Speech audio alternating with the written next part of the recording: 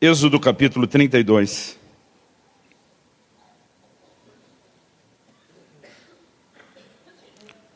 Nós vamos ler do versículo 15 até o versículo 19.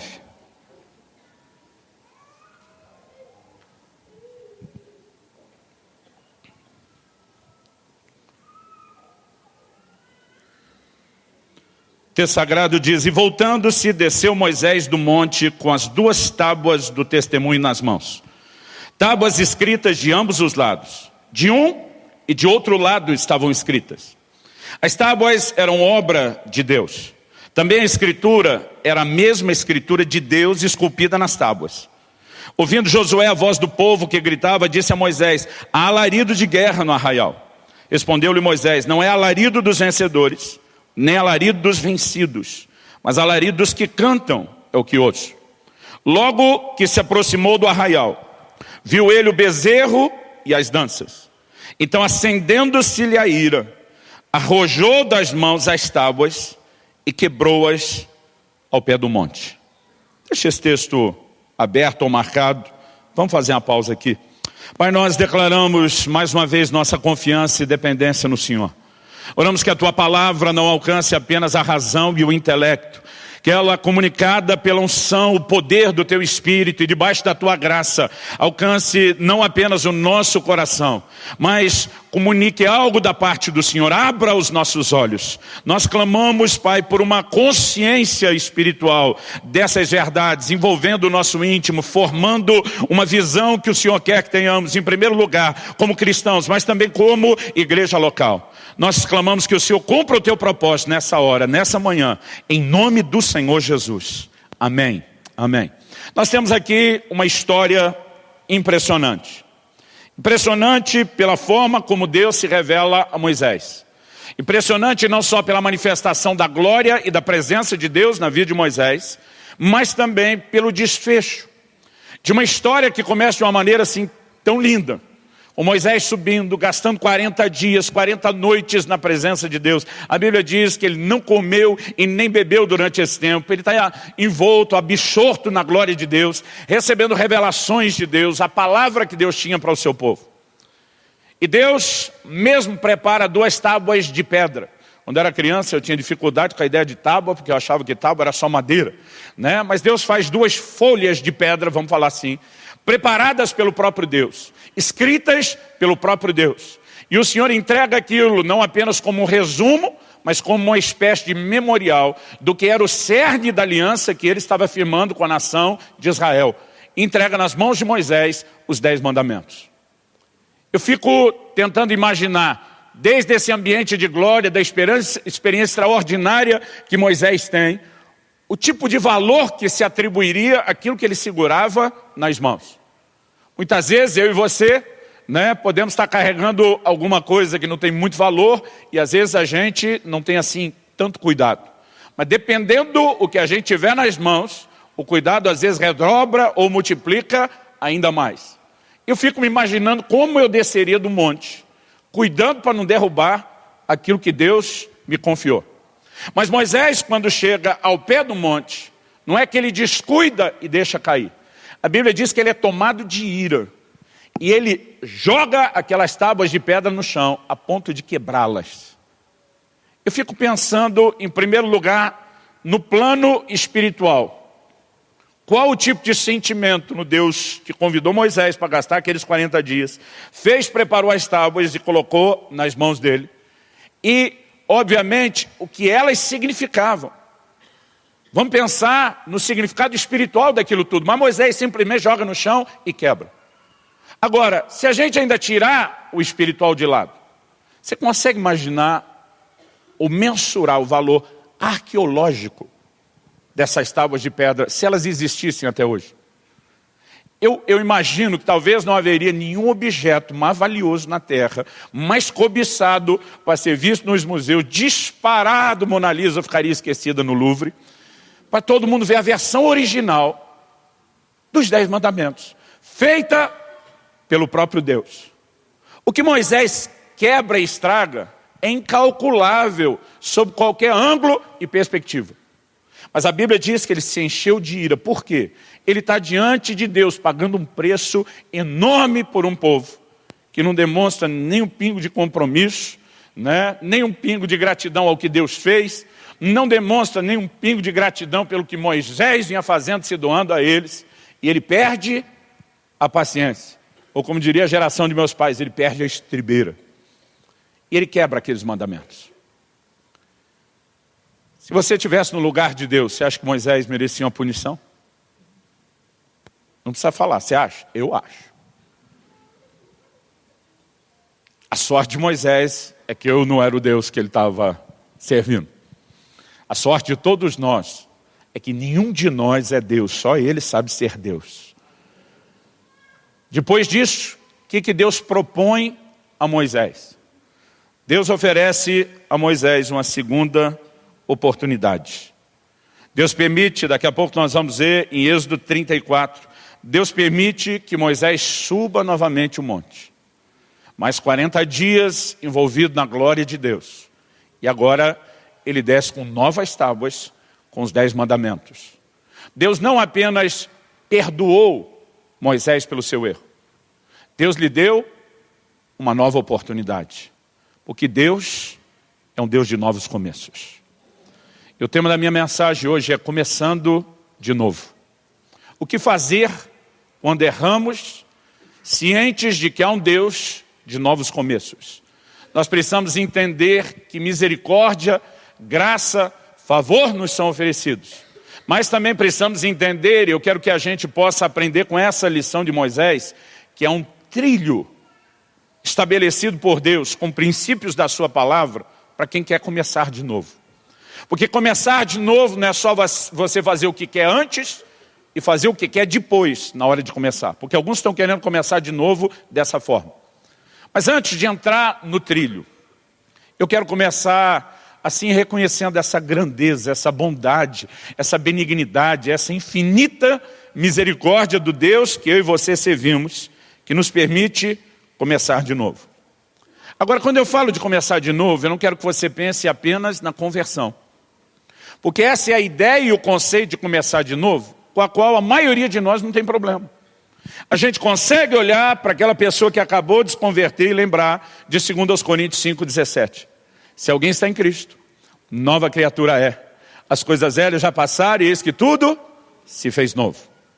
Eu creio que a nossa maior dificuldade não é com quem começou de novo a primeira vez quando converteu. A nossa maior dificuldade é quando alguém que começou de novo na conversão bagunça as coisas depois. A nossa dificuldade é às vezes entender a mentalidade para quem precisa começar de novo. Começar de novo uma outra vez, além daquela do início da caminhada. E muitas vezes a gente acaba não tendo o mesmo coração. Prova disso é que desde o início da igreja, há orientações, há advertências que mostram esse tipo de coração precisando ser trabalhado pela visão correta da parte de Deus, do coração do Senhor, né, da sua visão. Por exemplo, em Gálatas 6:1, Paulo diz assim: irmãos, se alguém for surpreendido em alguma falta, eu não acredito que a maioria acorda planejando que bobagem eu posso fazer para estragar meu relacionamento com Deus. Ele fala que a falta é algo no qual alguém foi surpreendido, vacilou, deu bobeira, não vigiou, cedeu à pressão ou à tentação. E ele diz: se alguém for surpreendido em alguma falta, vós que sois espirituais, corrigiu. Então, se teve falta, precisa de correção. Por favor, diga amém. Só que ele diz o seguinte: corrigiu com espírito de brandura. Tipo, é necessário correção, mas não termina de acabar com essa pessoa. E além dele falar do espírito de brandura, ele diz o seguinte: e guarda-te para que não sejas também tentado. Ele diz: podia ser com você. Você pode vacilar na mesma área. Você pode tropeçar na mesma área. Então, eu percebo que esse tipo de orientação tinha, obviamente, claramente, um propósito. Ajudar os crentes a ter uma atitude correta com alguém que foi surpreendido em alguma falta e precisa começar de novo. Há textos que vêm desde a velha aliança, como Salmo 37, 23 e 24, que diz: o Senhor firma os passos do homem bom e no seu caminho se compraz. Se cair, tem um condicional, não quer dizer que isso vai acontecer. Se cair, não ficará prostrado, porque o Senhor o segura pela mão. O texto não está dizendo que o Senhor segura com a mão para não cair. Apesar de ter caído, a Bíblia diz, Deus não vai deixar no chão. Significa que agora Deus pega com a mão e diz: eu estou disposto a levantar você novamente. Eu quero colocar você novamente nos trilhos e na caminhada.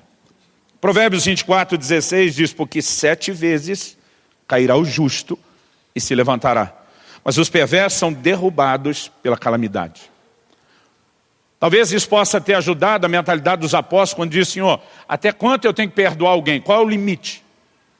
Porque o livro dos Salmos fala de uma queda e o Senhor levanta. O livro de Provérbios está dizendo 7 vezes. Talvez isso tenha ajudado a mentalidade do apóstolo a dizer: o limite de perdão deve ser 7. E aí o Senhor diz que nós temos que estar disposto a perdoar não só 7, 70 vezes 7 por dia. Que a cada novo dia zera a conta e começa de novo. E Deus não pediria para mim e para você fazer algo que Ele primeiro não esteja disposto a fazer ou que Ele não faça. Nós precisamos entender que Deus é um Deus de novos começos. Irmão, se eu fosse Deus, Moisés, depois de matar aquele egípcio, não ia liderar o meu povo. Mas graças a Deus eu não sou Deus. E se eu fosse Deus e tivesse dado uma primeira chance para ele quando ele matou o egípcio, quando ele quebrasse as tábuas da lei, eu ia dizer: agora cartão vermelho para você, moça. Você está fora. Se eu fosse Deus, nunca que o Arão, que fez o bezerro de ouro, que corrompeu e perverteu o povo, que foi o que levou Moisés a ficar com aquela ira, quando ele vê toda a adoração, aquele ídolo ao bezerro de ouro construído por Arão, seu irmão. Se eu fosse Deus, e nunca que Arão seria o sumo sacerdote, o chefe de toda a tribo ministerial depois disso. Mas graças a Deus que eu não sou Deus, que Ele é que é e que Ele sabe ser Deus. Se eu fosse Deus, provavelmente Davi, depois do episódio, irmão, a parte de Batseba eu consigo perdoar mais fácil Davi. O difícil é perdoá-lo pelo que ele fez com Urias. Eu, quando garoto, às vezes ia para Deus: é sério que eu e Davi vamos dividir o mesmo céu? Se eu fosse Deus, Davi estava lascado. Mas graças a Deus eu não sou Deus, Ele é que é Deus. E Ele sabe ser um Deus de novos começos. Se eu fosse Deus, Pedro, depois de me negar 3 vezes, podia até ficar na equipe apostólica, mas não seria o líder da igreja. Mas graças a Deus que eu não sou Deus. Ele é Deus. E Ele sabe ser esse Deus de novos começos. Quantos são gratos a Deus por isso? Eu acredito que a gente não precisa gastar tempo estudando o fato de que Deus é um Deus de novas oportunidades e novos começos. Isso está muito claro, fundamentado, e se a intenção fosse falar só disso, eu poderia parar aqui. O que eu quero tomar um pouco do nosso tempo nessa manhã, talvez tentando esmiuçar isso um pouco melhor, é que o Deus de novos começos, que está disposto a deixar alguém a começar de novo, Ele tem um trilho de princípios que Ele estabeleceu e Ele não pode negar. E eu gostaria que, na segunda oportunidade que Ele deu a Moisés, como nós vamos ver aqui, a gente pudesse enxergar com clareza esse trilho. Então abra, por favor, sua Bíblia, no livro de Êxodo, agora no capítulo 34.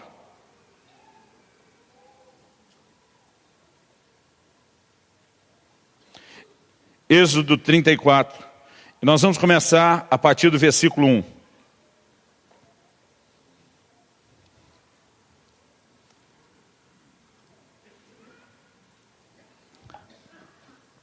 Então disse o Senhor a Moisés: lavra 2 tábuas de pedra, como as primeiras. E eu escreverei nelas as mesmas palavras que estavam nas primeiras tábuas, que quebraste. E prepara-te para amanhã, para que subas pela manhã ao monte Sinai, e ali te apresentes a mim no cimo do monte.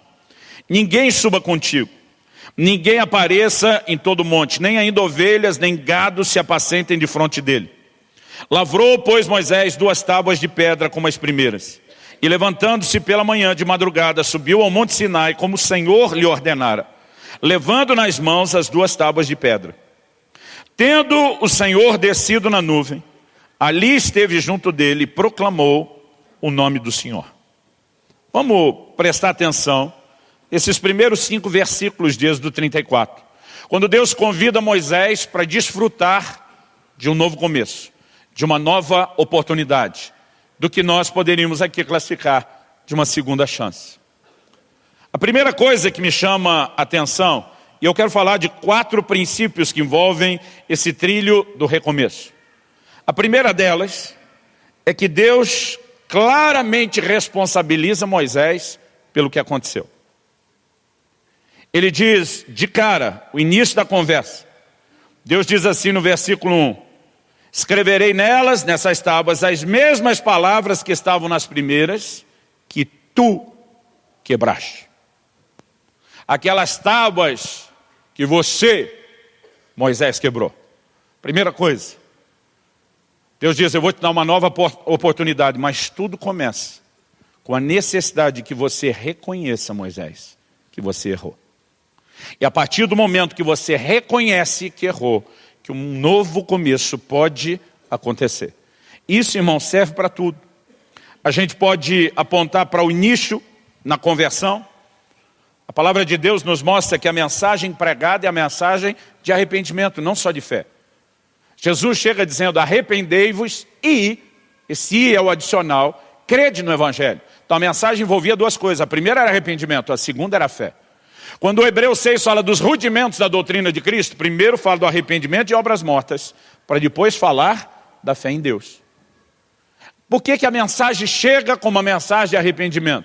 Porque Deus não pode mudar a vida de ninguém que não reconheça seus erros.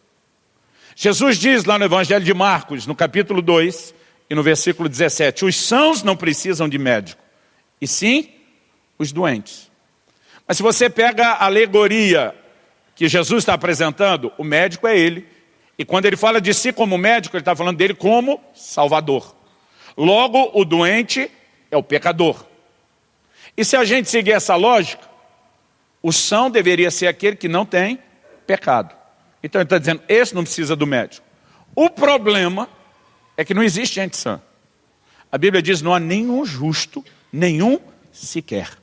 A única forma de sermos justificados é pela fé naquilo que Jesus fez por nós. Então, não há ninguém justo de si mesmo. Quando Jesus está dizendo, o são não precisa de médico, ele não está dizendo que haja um ser humano nessa terra que não precise dele. Ele está dizendo que quem não se enxerga como doente, a ponto de reconhecer que eu é que tenho a cura, esse eu não tenho nada para fazer por ele. Agora, desde um fundamento como esse, até a restauração de alguém que já conhecia Deus e pecou, o princípio é o mesmo. Agora, o ser humano, desde o início, demonstra uma grande dificuldade de admitir culpa. Lá no Éden, o primeiro casal, quando pecaram, Deus vai tratar com Adão primeiro. E diz, o que é que você fez, Adão? Adão joga a culpa em 2, em Deus e na Eva. E diz, a mulher que tu me deste. A começo de conversa, se o Senhor não tivesse botado ela na minha vida, nada disso teria acontecido. Então o Senhor é o primeiro responsável. E ela foi que fez essa lambança toda. O Senhor vira e diz, pois é, Eva, o que você tem a dizer?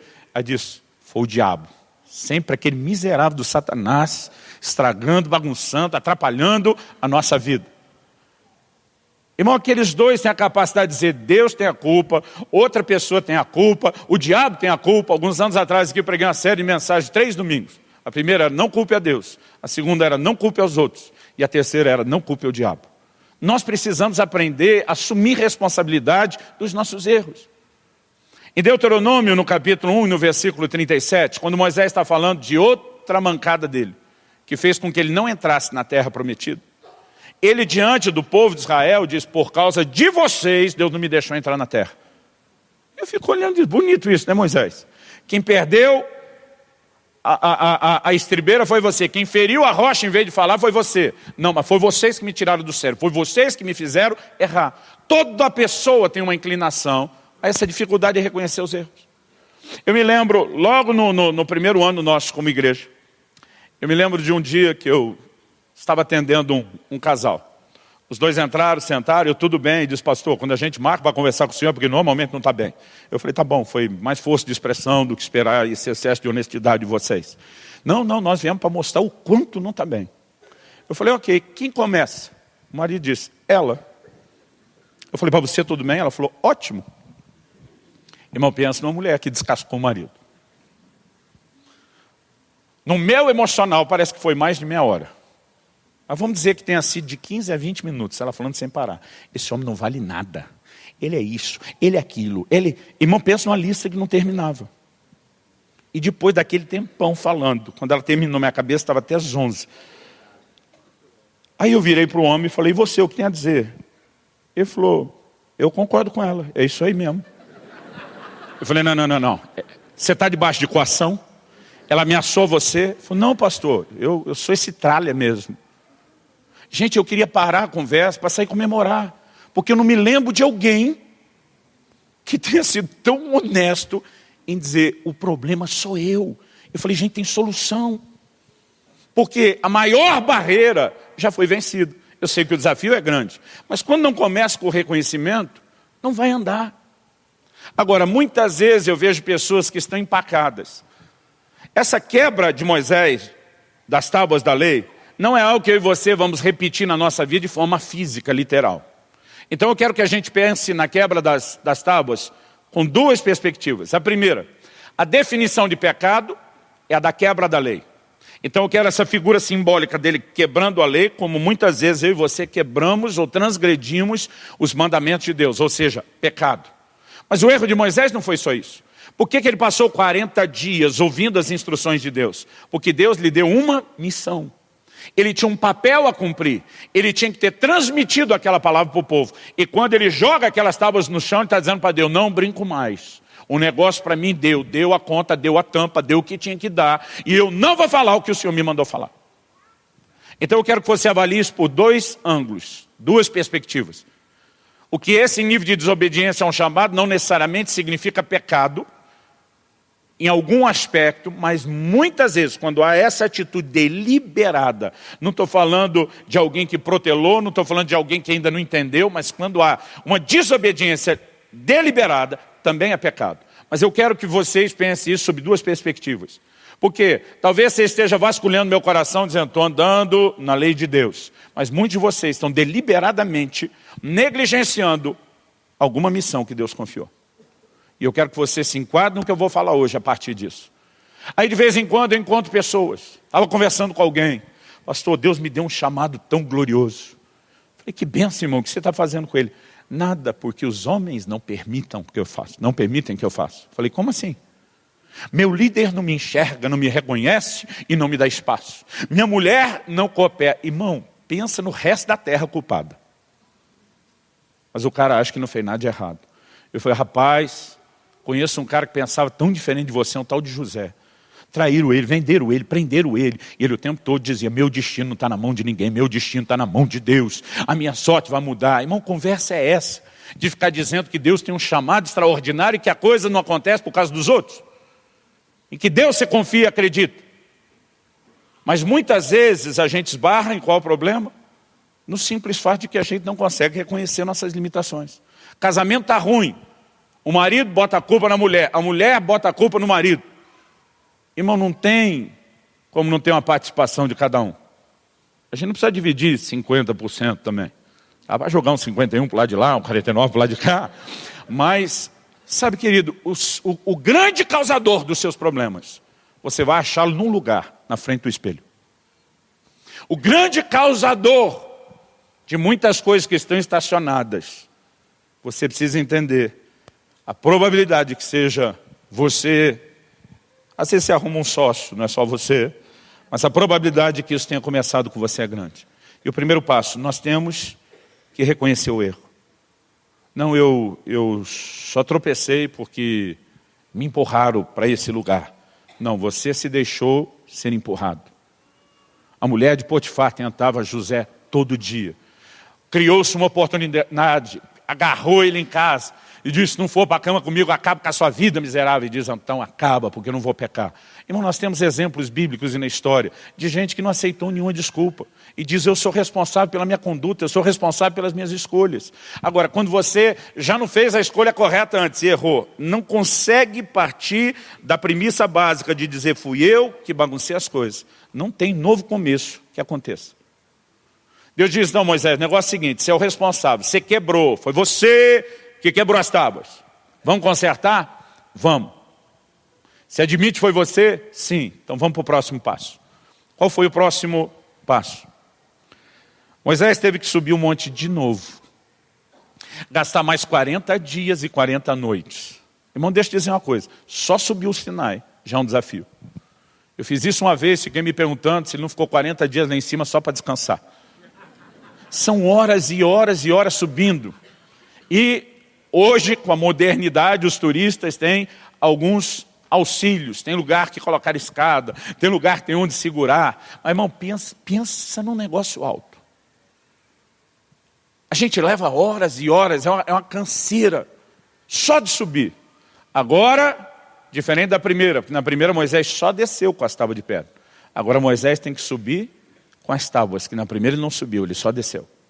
Ele tem que passar de novo 40 dias e 40 noites, sem comer nem beber.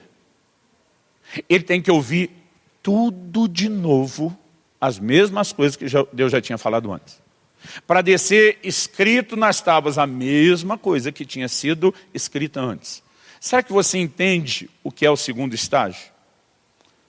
O segundo estágio significa que existe misericórdia para quem erra, existe oportunidade de começar de novo.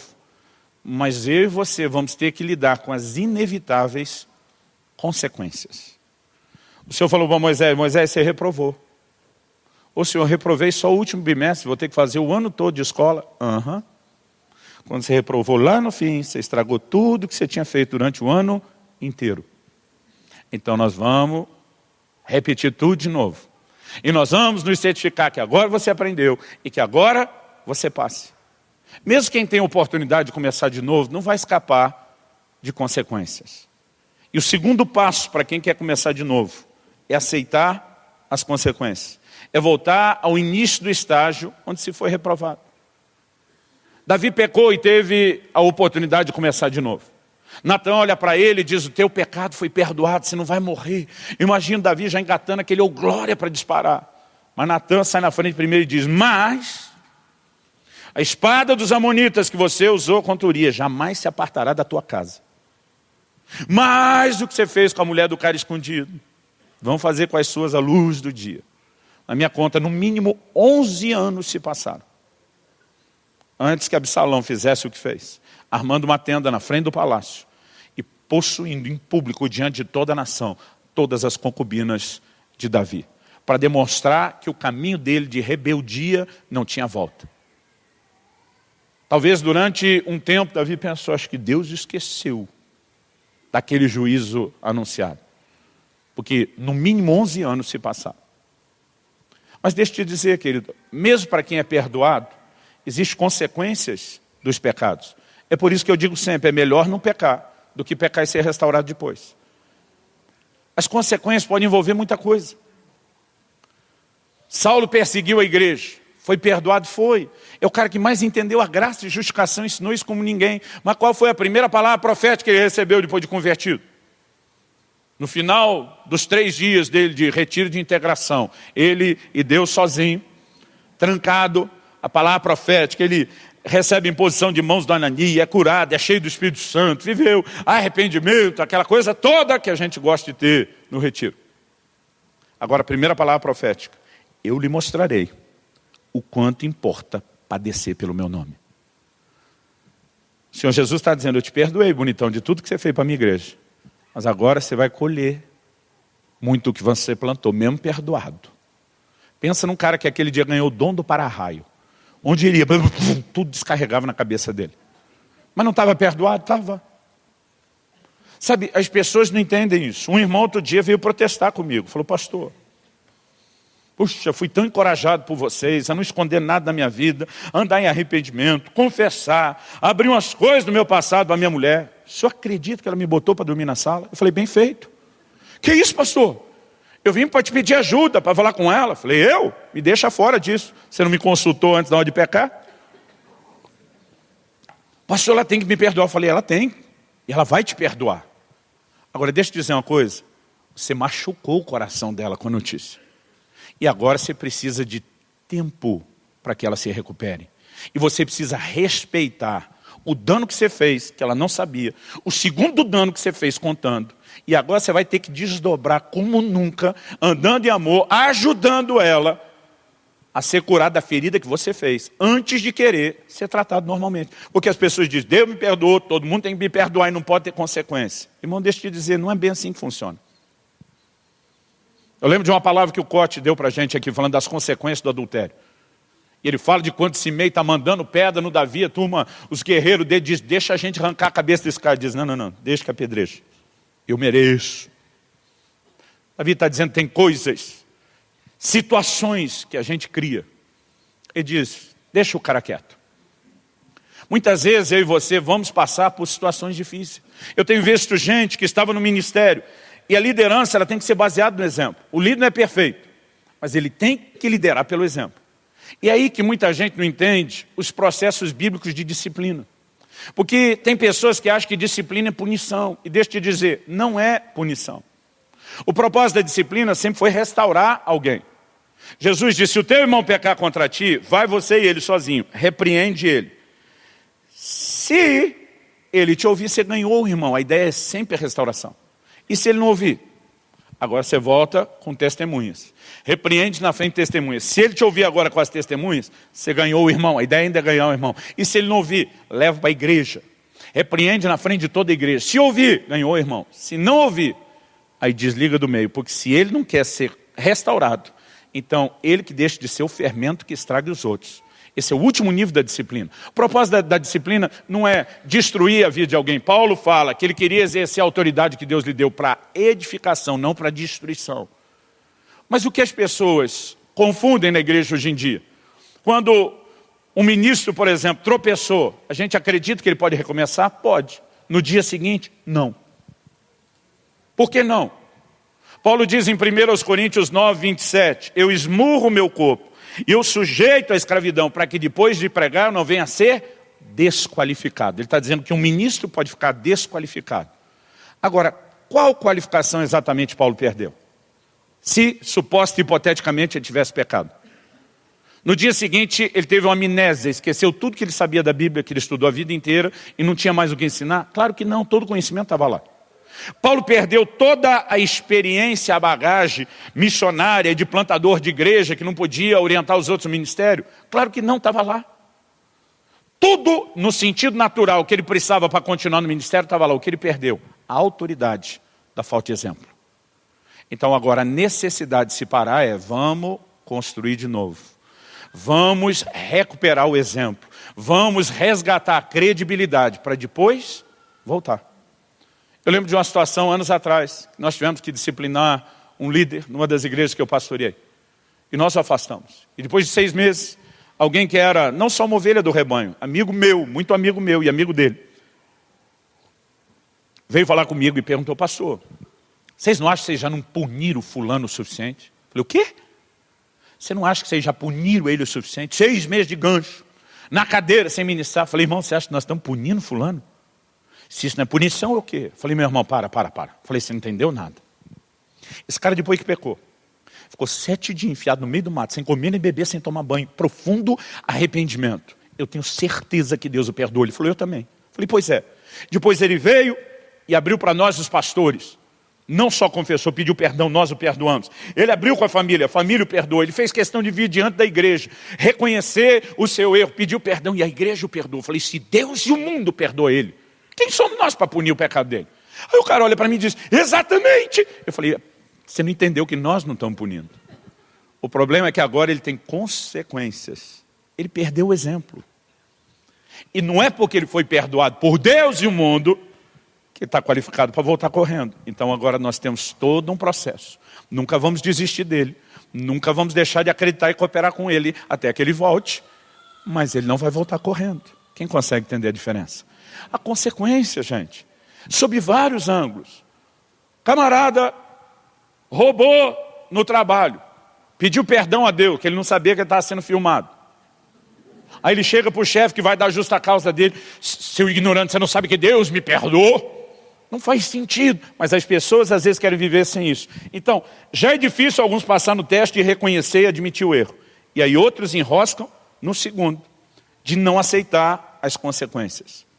Eu quero dizer, se você errou, as consequências vão aparecer. E você agora tem que ser paciente em dizer: eu vou enfrentar cada uma delas. Eu voltei no início do ciclo.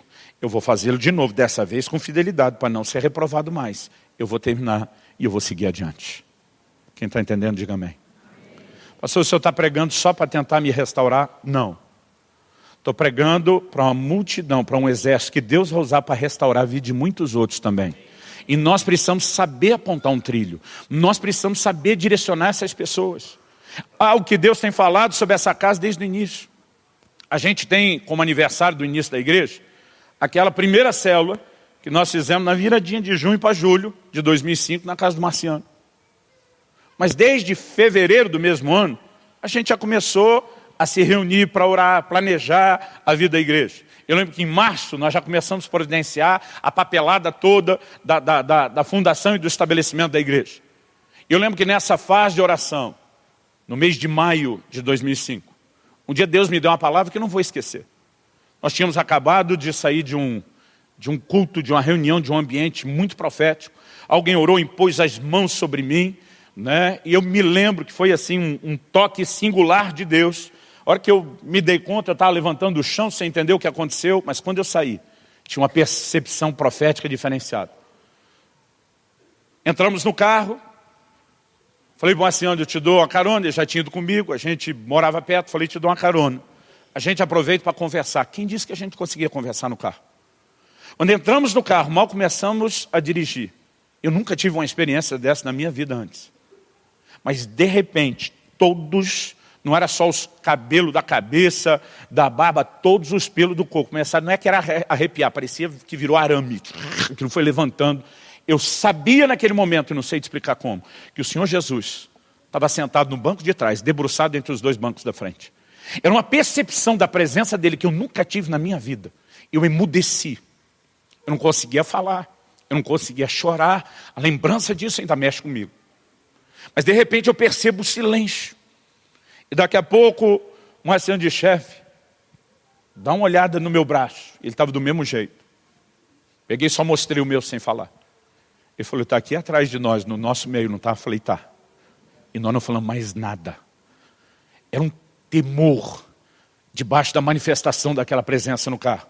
Quando eu parei na frente da casa dele para ele descer, ele abriu a porta, desceu, aí ele voltou, enfiou a cabeça de novo pela porta aberta, falou: chefe, ele se manifestando para a gente aqui desse jeito, nós não vamos orar um pouquinho? Falei: você está certo. Desliguei o carro, desci, falei: vamos para aquela sua sala de oração. Mas não deu tempo. A hora que eu desci, falei para ele: pega papel e caneta. Eu sabia que Deus ia falar comigo. E naquela hora ele começou a dizer: eu quero que você entenda exatamente o que eu quero fazer através de vocês. A igreja que eu plantei em Irati, a primeira das Alcances, nós não começamos alugando um prédio, nós levamos 2 anos para ter um prédio. A gente começou só com as celas, ganhando pessoas para Jesus, multiplicando, improvisava o lugar de reunião. E eu gostei tanto daquele modelo, onde, né, antes de vir de lá para cá, eu tinha feito um cálculo. Nós tínhamos 97 ponto alguma coisa por cento das pessoas da igreja que nós ganhamos para Jesus. E eu pensei: o resto da vida só vou abrir igreja dessa forma. Mas naquele dia o Senhor falou: a orientação para a igreja que você vai começar aqui é completamente diferente da de lá. Ele diz: eu quero que você foque não apenas o perdido que precisa ser salvo. O Senhor disse: eu estou te entregando uma caverna de Adulão. Eu gelei. Caverna de Adulão, para quem não lembra, é aquele lugar onde Davi foi se esconder de Saul. E a Bíblia diz: começaram a chegar a sair os levianos, os endividados, os amargurados de espírito. Era só encrenca. O Senhor diz: eu vou te confiar uma caverna de Adulão. Eu vou trazer muitas pessoas que já me conhecem, estão arrebentadas, precisando começar de novo. Ele diz: isso tem que nortear vocês. O Senhor falou a respeito de como eu deveria equilibrar a agenda. entre o volume de viagens e a dedicação ao que é o local. Ele foi falando comigo de coisas tão claras. E nós começamos, tanto que no início a gente repetia muito mais essa frase da caverna de Adulão do que hoje. Nós começamos com o entendimento, esse será um lugar de novos começos para muitas pessoas. E Deus nos trouxe essa percepção, mas para que a gente consiga fazer com que as pessoas de fato comecem de novo, elas têm que ser orientadas. Quem está entendendo? Quando o povo volta do cativeiro de Babilônia, eles vão restaurar os muros junto de Neemias. A zombaria dos inimigos é, dessas pedras queimadas, vocês vão reedificar. Sabe o que eu acho interessante? Eles podiam ter feito pedras novas. Jerusalém tinha sido destruído por Nabucodonosor, incendiada, antes deles serem levados para o cativeiro da Babilônia. Agora eles estão pegando as pedras queimadas. Não que a pedra se consuma, mas a aparência dela estava feia por causa do incêndio. Mas é como se eles tivessem entendido algo do coração de Deus. Nós vamos construir com as mesmas pedras. Não importa o nível de avaria que elas passaram, elas serão utilizadas novamente para fortalecer essa cidade, para fortalecer aquele plano e o propósito de Deus. E é assim que Deus faz conosco. Nós temos muita pedra queimada aqui, que Deus trouxe dizendo, eu vou te colocar no seu lugar de novo, eu vou te recuperar. Mas você tem que reconhecer o erro, você tem que aceitar a consequência. Em terceiro lugar, praticar restituição. Diga comigo, reconhecer o erro, aceitar as consequências, fazer restituição. Onde nós vemos a restituição nessa história? Deus diz para Moisés, você agora vai fazer 2 tábuas de pedra, no lugar das que você quebrou. As primeiras Deus que fez. Deus diz, na primeira vez, eu fiz a pedra, eu escrevi, e você estragou minhas pedras. Então você me deve, Moisés. E você vai pagar o que você me deve, me restitua. Agora você faz as pedras e sobe com ela. Você vai ter uma nova oportunidade. Mas começa assumindo o seu erro, aceitando consequência e fazendo restituição. Nós precisamos entender, quando o Senhor Jesus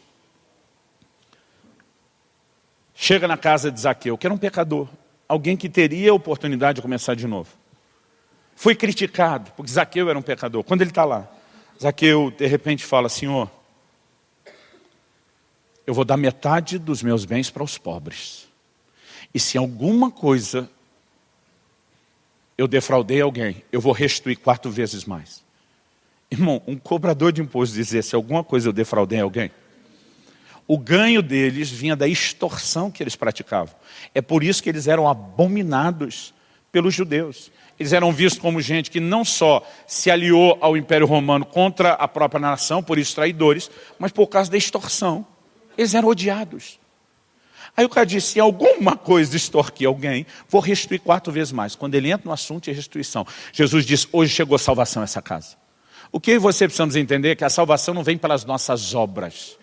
E nem aquilo que fazemos nos faz merecedor. Mas a salvação que Ele começa em nós precisa transbordar. A fé que nós começamos a manifestar dele precisa se manifestar por meio de ações e atitudes. E uma delas é restituição. Anos atrás estava pregando numa igreja de Porto Seguro. E o pastor me apresentou uma senhora. Diz, olha, essa aqui foi uma das maiores macumbeiras que o sul da Bahia conheceu. A maioria do povo dessa cidade, porque é uma cidade pequena, já fez alguma coisa contra alguém usando ela, ou tentou parar alguma coisa que alguém fez contra ela. Pensa numa mulher que era conhecida aqui. Mas ela se converteu. E quando se converteu, ela reconheceu seus erros. Ela decidiu começar de novo. Ela sabia que teria consequências para suportar, mas ela decidiu praticar restituição. Ela ficava andando pelas ruas da cidade, só para encontrar gente que a reconhecesse. E quando alguém chamava ela pelo nome, né, e demonstrava reconhecer, ela perguntava, alguma vez fiz algum trabalho que você me pediu? Sim. Ela dizia, eu quero te pedir perdão. Primeiro porque eu estava no engano e eu não sabia com o que eu estava envolvido. Hoje me converti, as pessoas se enganam, não, tudo bem. Diz, não, o que vocês não sabem, que a maioria de vocês, quando me pedia para endireitar alguma coisa, quando você saiu, eu já jogava uma praga para você voltar com outro e me dar mais dinheiro. As pessoas estatelavam os olhos e diziam, eu não tenho como te devolver o dinheiro. Eu posso orar para que qualquer dano que eu trouxe seja revertido, mas eu estou te pedindo perdão. Eu sou uma nova criatura. Jesus me transformou, me permitiu começar de novo. Mas eu preciso que você me perdoe. Sabe o que é isso? Restituição. Tem muita gente querendo varrer a sujeira para debaixo do tapete. Eu me lembro de uma ocasião que eu cheguei num negócio, não era uma visita pastoral. Eu fui como um cliente para uma visita comercial num negócio de um casal cristão. Quando cheguei lá e botei o pé dentro do estabelecimento, Deus me deu uma visão. Eu vi 2 alianças desses anéis que usamos no casamento. Uma delas estava quebrada. Eu entendi na hora. Falei, um dos 2 quebrou a aliança matrimonial. Por estatística e amostragem, fui primeiro em cima do marido. Então vem cá. Como que está essa área da sua vida? Pastor, desde que eu fui cheio do Espírito Santo. Pensa num cara que sabe que andar em vitória. Eu comecei, enquanto ele falava do Espírito Santo, ele falou, não é ele. Fiz tudo o que tinha que fazer, gastei tempo, resolvi a questão. Na hora de ir embora, que a casa deles era colada atrás, emendada no estabelecimento. Na hora de ir embora, falei para ele, sua mulher está aí? Ele falou, tá. Você poderia chamá-lo um instante? Falei, claro. Telefonou, daqui a pouco ela apareceu. Falou, pastor, eu vou atender mais alguém. O senhor fica à vontade. Falei, claro. Ele estava mais ou menos uns 10 metros. Quando ela chegou, eu falei, querido, tudo em paz, tudo, pastor? O senhor está precisando de mim? Eu falei, sim, eu preciso te contar uma coisa. Quando eu entrei aqui agora há pouco, Deus me deu uma visão e eu vi isso. Quando eu falei isso, ela já emudeceu e branqueou. Eu falei, fui primeiro em cima do seu marido, mas Deus me disse que não é ele. Ela começa na hora, os olhos ficam cheios de lágrimas, escorrer. Ela diz, pastor do céu, foi uma vez só. Eu falei, querido, esse tipo de pecado não tem marcação de quilometragem. Não é assim que funciona. Eu falei, você quebrou a aliança. Então, eu só preciso te fazer uma pergunta. Quem vai contar para ele? Eu ou você? Pastor, pelo amor de Deus, o senhor vai destruir meu casamento. Eu falei, Quem destruiu foi você. Deus me mandou aqui para arrumar. Não joga essa em cima de mim, não. Quem destruiu foi você. Se você quer que as coisas consertem, você vai ter que assumir o erro. Vai ter que aceitar as consequências. Vai ser dureza. Vai. E foi. Foi difícil. Mas Deus fez uma obra linda naquele casal. Mas tem que ter restituição. As coisas no plano espiritual, querido, não funcionam quando fica varrido para debaixo do tapete. Agora, eu lembro que ela falou, eu falo. Eu falei, então tá bom. Ela diz, e o senhor não vai a lugar nenhum. O senhor vai ficar aqui para participar da conversa. Nós tivemos um árduo trabalho. Mas nós vimos Deus fazer algo extraordinário na vida daquele casal. Eu acredito que mentiras praticadas ao longo dos anos não deveriam ser confessadas só a Deus. Deveriam ser confessadas às pessoas que nós ferimos. Obviamente, não quero que ninguém saia daqui correndo de forma irresponsável, achando que tem que arrumar tudo, talvez sem ter orientação. Porque alguns não têm bom senso. Não preparam, não oram, não buscam ajuda de Deus, não entendem a maneira de fazer. Mas eu quero te dizer, se você quer viver a plenitude da restauração, vai ter que ter restituição. E para terminar. Durante alguns anos eu só pregava esses 3 primeiros passos. E eu me lembro que no 3º ano da nossa igreja, logo depois do aniversário de 3 anos, de 2008, um dia o Espírito Santo falou, para que você acha que serve essa caverna de Adulão? Que eu te confiei. Foi para a gente restaurar as pessoas. Ele falou, esse é o seu problema. Você não entende o que é restaurar as pessoas. Você está tentando apenas fazer com que eles voltem a ser bons crentes, conectados comigo. Ele dizia, até agora você não prega a fase final da restauração. Eu falei, o que é que sobrou disso? Ele diz, quando Moisés desce a 2ª vez no monte, ele completa a missão. Ele anuncia a palavra, o que ele não fez na primeira vez. Olha comigo Êxodo 34. E aqui nós encerramos.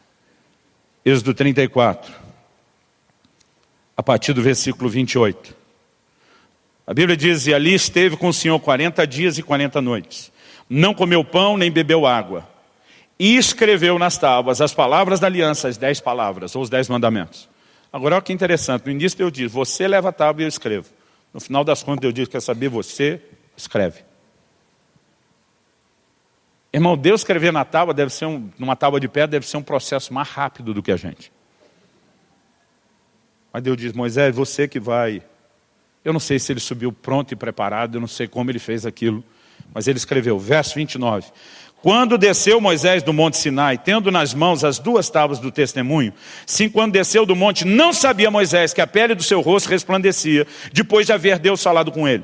Olhando Arão e todos os filhos de Israel para Moisés, eis que resplandecia a pele do seu rosto, e temeram chegar-se a ele. Então Moisés o chamou, e Arão e todos os príncipes da congregação tornaram a ele. E Moisés lhes falou. Depois vieram também todos os filhos de Israel, aos quais ordenou ele tudo, não uma parte, tudo o que o Senhor lhe falara no Monte Sinai. Esse é o desfecho da restauração.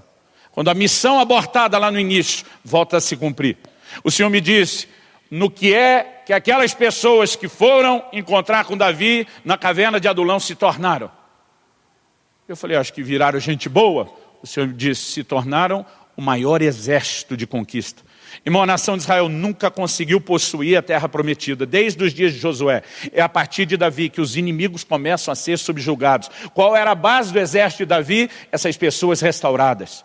Quando Deus dá uma visão a Ezequiel e ele vê o vale de ossos secos, ele está falando do estado, né, de podridão espiritual que a nação chegou. Deus olha para Ezequiel e diz, pode esses ossos voltarem a viver? Ele está dizendo, você está olhando Israel nessa situação de perdição, tem cura para eles? O profeta sabiamente diz, Senhor, tu sabes. Tipo, eu nem arrisco um palpite. O Senhor diz, profetiza sobre eles. E é algo que nós vamos começar a fazer daqui para o fim do ano. É começar a liberar palavras proféticas sobre a vida de muitos de vocês. E você vai se unir conosco para liberar palavras sobre a vida de outros. Porque há um vento de restauração soprando nesse novo tempo e nessa nova estação. E de repente ele começa a perceber que os ossos começam a se mexer. Cada osso vai se juntando aos seus ossos. Daqui a pouco a Bíblia diz, começa a aparecer tendão, carne, pele. Até que eles se levantam. E quando se levantam, ele não diz que apenas se levantaram corpos. Ele diz, então se levantou um exército numeroso. Sabe qual é o propósito final de Deus em toda a restauração? Ter um exército. Gente que não só diga, obrigado porque o Senhor me restaurou, mas gente que volte, se ele está no seu exército dizendo, eu vou cumprir a missão. Eu vou fazer aquilo que eu abortei desde o início. Eu vou te ajudar a executar aquilo que não vem acontecendo. Eu quero que você fique em pé para parecer que está acabando. Aquele dia, 10 anos atrás, o Espírito Santo falou comigo. E disse, você tem um preconceito muito grande com a figura de Sansão. Não pensa num cara que me dava raiva quando eu lia a Bíblia, era o Sansão. Eu dizia, bicho cabeção, como que estraga tanta coisa boa que Deus deu para ele como deu? E o Senhor me diz, por causa dessa forma como você olha para ele, você até hoje não conseguiu tirar uma lição importante, que faz parte desse quarto processo. Dessa quarta parte do processo. Eu falei, o que é que tem no Sansão? O Senhor disse, Sansão falhou. Mas eu dei a ele uma oportunidade de recomeçar. Eu falei, como assim? Qual era a missão que eu dei para ele? Pensei, abri lá no livro de Juízes. O anjo anuncia, ele vai livrar Israel da mão dos filisteus. Esse era o seu propósito, essa era a sua missão. A Bíblia diz que no dia da sua morte, ele matou mais filisteus do que na vida inteira. Se isso não é voltar à essência do propósito, me explique o que é. Agora ele sabia que teria consequências. Ele diz, eu encerro minha carreira aqui, mas todo o tempo que eu perdi, eu quero acelerar tudo que eu podia daqui para frente. Mesmo que eu morra junto, eu quero cumprir o propósito. E meus olhos se abriram para entender aquilo de uma forma que eu nunca tinha entendido. Gente, nós precisamos ter o zelo de santidade no nosso coração. Mas muitas vezes, em nome desse zelo, a gente confunde isso com um legalismo e uma falta de misericórdia com quem precisa começar de novo. O Espírito Santo me perguntou 10 anos atrás, por que o rosto de Moisés brilhou? Falei, 40 dias na nuvem, até eu. Ele diz, então por que não brilhou nos primeiros 40 dias? E eu levei um susto, eu nunca tinha pensado nisso. Eu falei, mas ficou 40 dias na mesma nuvem de glória, no mesmo monte, ouvindo o mesmo Deus, e ele não desce com o rosto brilhando. O Senhor me disse, há uma diferença entre o Moisés que desce a primeira vez e o que desce a segunda. O da primeira, eu disse para Moisés, teu povo que você tirou do Egito já se corrompeu. Eu vou acabar com esses miseráveis. Moisés dá sermão em Deus, faz isso não, Deus. Moisés está tentando ensinar Deus a ser Deus. O que é que vão dizer de você? E durante muito tempo eu acreditei que Moisés colocou Deus de volta nos trilhos. Irmão, você acha que Deus ia sair do trilho? Moisés acha que ele sabe mais do que Deus. Moisés acha que ele tem algo no seu coração pelo povo que nem ele sabe ainda qual é a verdade. Quando ele desce e vê o que Deus está contando, eu acho que ele diz, vou quebrar essas tábuas aqui para não quebrar na cabeça de Arão. Ele desiste. É depois disso que ele faz um clamor no meio, entre Êxodo 32 e 34, no meio, no 33. Ele diz para Deus, me mostra a tua glória. O cara acabou de descer de 40 dias no monte na glória, o que é que ele está pedindo? Ele diz, eu não entendi seu coração. Eu estava tentando te ensinar algo, eu estou com raiva desse povo. Eu joguei essas tábuas no chão porque eu não quero mais brincar. Eu desisti, eu não quero cumprir missão. Me dá algo que eu não tenho. Deus disse, então vou te mostrar minha glória. Eu vou te colocar na fenda da rocha, porque você não pode me ver pela frente. Eu vou te deixar só ver minhas costas. Eu vou te dar um vislumbre de quem eu sou. E quando o Senhor diz, e quando eu passar, farei proclamar o meu nome diante de você. Mas peraí, ele não sabe o nome de Deus? Ele não sabe o nome do Deus que mandou ele tocar, trabalhar o povo, que mandou se apresentar dizendo que eu sou? Eu disse, não, você ainda não sabe não. Ele diz, eu vou anunciar o meu nome. E a Bíblia diz, farei passar, Êxodo 33, 19, toda a minha bondade diante de ti. Você queria me ensinar a ser bom, Moisés? Queria matar esse povo todo também, não é? Você não sabe nada. Agora que você está em crise com a sua limitação, eu vou te ensinar.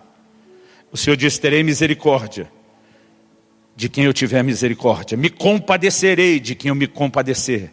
E quando o Senhor passou, o capítulo 34 nos mostra que o que foi proclamado no verso 6, passando o Senhor por diante dele, clamou, Senhor, Senhor, Deus compassivo, clemente, longânimo, grande misericórdia e fidelidade, que guarda em 1000 gerações a misericórdia, que perdoa a iniquidade, a transgressão e o pecado, ainda que não inocente o culpado, e visita a iniquidade dos pais nos filhos, e nos filhos dos filhos até a 3ª e 4ª geração. Quando ele começa a ouvir da bondade, da misericórdia, de um Deus que pune, mas a punição vai até poucas gerações, mas de um Deus que usa de misericórdia até 1000 gerações, Moisés se prostra diante de Deus. Naquele dia Deus falou, meu coração, a minha glória não se manifesta na vida de quem não sabe exercer misericórdia para os outros. A diferença entre o Moisés da primeira e a segunda é que na segunda ele sabe, não só que ele alcançou misericórdia no seu erro, mas ele sabe o que Deus quer oferecer para os outros. Que nesse novo tempo, que nessa nova estação, o meu e o seu coração consiga refletir o coração de Deus. E aí nós vamos brilhar de uma forma que muita gente será atraída para ser restaurada. Pai, nós clamamos que não apenas o entendimento que nos serve de trilho seja absorvido, que o Senhor nos desperte para viver provocando na vida de outras pessoas novos começos, que o Senhor nos use como instrumentos para auxiliar outros nessa jornada. E nós oramos que venham os dias de restauração, que venham os ventos de restauração sobre esta casa, não apenas sobre aqueles que já fazem parte desta família, mas sobre aqueles muitos outros que serão alcançados, recuperados, restaurados e transformados. Que venham dias onde a tua glória se reflita em corações que entendam e transbordem a tua misericórdia. Nós oramos em nome do Senhor Jesus. Em nome do Senhor Jesus. Se você crê e concorda, diga amém.